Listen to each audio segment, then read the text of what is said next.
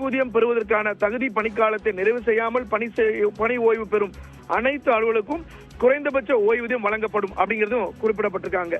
அதே போல பங்களிப்புடன் கூடிய ஓய்வூதிய திட்டத்தின் கீழ், அதாவது கான்ட்ரிபியூட்டரி பென்ஷன் ஸ்கீம்னு சொல்லக்கூடிய தற்போது நடைமுறையில் இருக்கக்கூடிய இந்த பென்ஷன் ஸ்கீம் கீழ் பணியில் சேர்ந்து புதிய தமிழ்நாடு உறுதியளிக்கப்பட்ட ஓய்வூதியம் செயல்படுத்துவதற்கான முன்னர் இடைப்பட்ட காலத்தில் ஓய்வூதியம் இன்றி பணி ஓய்வு பெற்றவர்களுக்கு சிறப்பு கருணை ஓய்வூதியம் வழங்கப்படும். ஒரு முக்கியமான பாயிண்ட், அதாவது என்னன்னா 2003க்கு பிறகு சிபிஎஸ் ஸ்கீம்ல, அதாவது பங்களிப்பு ஓய்வு திட்டத்துல கீழ் பணி, அந்த திட்டத்தின் கீழே அவங்க பணியில சேர்ந்து அவங்க ரிட்டையர் ஆன ஒரு குறிப்பிட்ட 40,000 அரசு ஊழியர்கள் இருக்காங்க.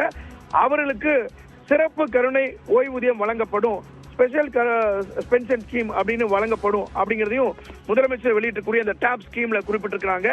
மேலும் இந்த டாப்ஸ் திட்டத்தை அறிமுகப்படுத்துவதால் ஓய்வூதிய நிதியத்திற்கு கூடுதலாக தமிழ்நாடு அரசு 13,000 கோடி ரூபாய் அளிக்க வேண்டும். இது மட்டுமில்லாமல் தமிழ்நாடு அரசு ஆண்டுதோறும் 11,000 கோடி ரூபாய் அரசின் பங்களிப்பு வழங்க வேண்டும்.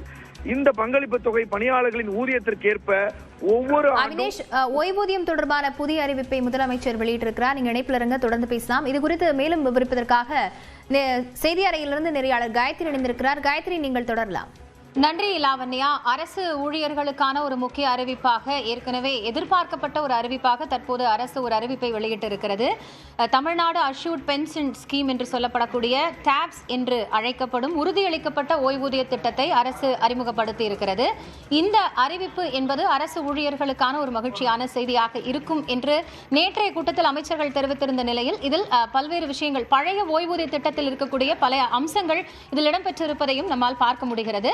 அந்த அடிப்படையில் பார்க்கும் பொழுது அரசு ஊழியர்களுடைய மிக முக்கியமான எதிர்பார்ப்பாக இருந்த பல்வேறு அம்சங்கள் இந்த உறுதிப்படுத்தப்பட்ட ஓய்வூதிய திட்டத்தின் கீழ் கொண்டு வரப்படும் என்று சொல்லப்பட்டிருக்கிறது. மிக முக்கியமாக 10 ஆண்டுகள் பணியாற்றி இருக்கக்கூடியவர்களுக்கும் ஓய்வூதியம் வழங்கக்கூடிய வகையில் தமிழ்நாடு அரசு இந்த அறிவிப்பை வெளியிட்டிருக்கிறது. போட்டோ அமைப்பைச் சேர்ந்த திரு அமிர்தராஜ் நம்மோடு இணைகிறார். அவரிடம் பேசலாம். வணக்கம் சார்.